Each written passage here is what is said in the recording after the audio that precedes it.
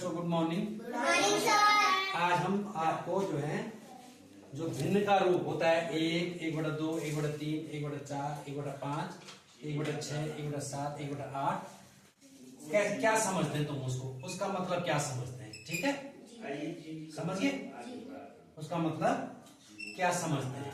तो मैं तुमको जरा सरल भाषा में सिखा रहा हूं कि क्या अर्थ होता है इसका। ठीक है, ध्यान दो।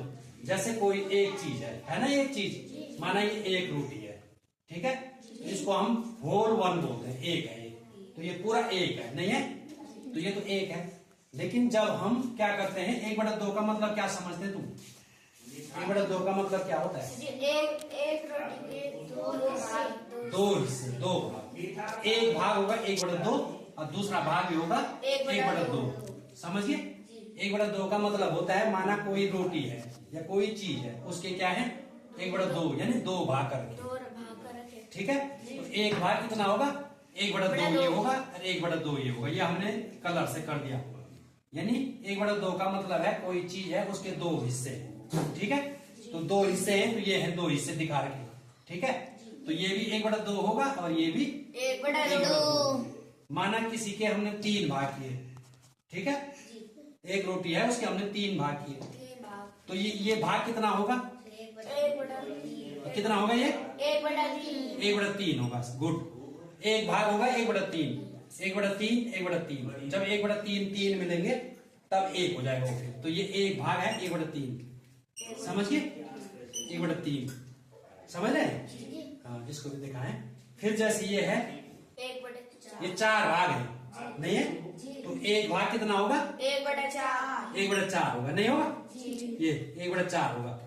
एक भाग 1/4 होगा, 1/4, 1/4, 1/4, यानी एक भाग 1/4। अगर कहीं पे 1/4 आता है तो इसका मतलब चीज एक है, रोटी एक है और उसके 4 टुकड़े हैं। समझिए, ऐसे ही यहाँ पे भी है, एक भाग कितना होगा 1/5, यानी एक चीज के कितने पार्ट हैं? 5। ठीक है, ये भी 1/5 होगा, ये भी 1/5 होगा, ये भी 1/5 होगा, ये भी 1/5 होगा, ये भी 1/5 होगा। ऐसे ही इसके 6 भाग हैं। इसका प्रतीक क्या होता है? एक भाग कितने का है? 1/6। ठीक है, तो ये सारे भाग कितने के होंगे? 1/6, 1/6, 1/6, 1/6, 1/6, 1/6। एक भाग यानी एक चीज के 6 टुकड़े हैं। ऐसे ही जो है इसको कर देंगे तुम, एक भाग 7 का है तो कितना का होगा?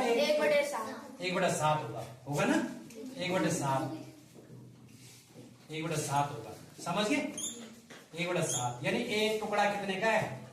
1/7 का, यानी एक चीज के हमने 7 भाग किए। 1/8 का होगा जब हमने एक चीज के 8 टुकड़े किए, तो इसका मतलब 1/8।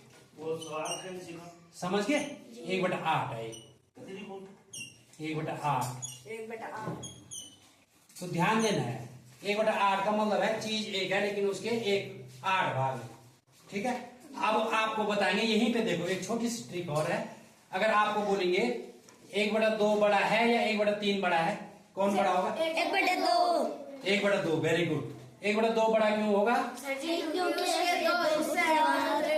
हाँ, बिल्कुल सही, क्योंकि 1/2 एक रोटी है उसके हमने 2 टुकड़े किए और एक रोटी है हमने उसके 3 टुकड़े किए ना, तो किसके बड़े टुकड़े आएंगे? 1/2 वाले। तो इसका मतलब कौन सी भिन्न बड़ी है? 1/2 भिन्न बड़ी है ना। यहाँ पे दिखा देते हैं, जैसे 1/2 भिन्न और 1/3 में कौन बड़ी है? 1/2। 1/2 इसलिए बड़ी है क्योंकि उसके बड़े हिस्से होंगे। लेकिन अक्सर क्या करते हैं, जैसे आता है 1/2, 1/3, 1/4, कौन भिन्न बड़ी है तो 1/4 कर देते हैं, क्योंकि हम वहां पे 4 बड़ा संख्या देखते हैं ना, 4 हम बड़ी संख्या देखते हैं।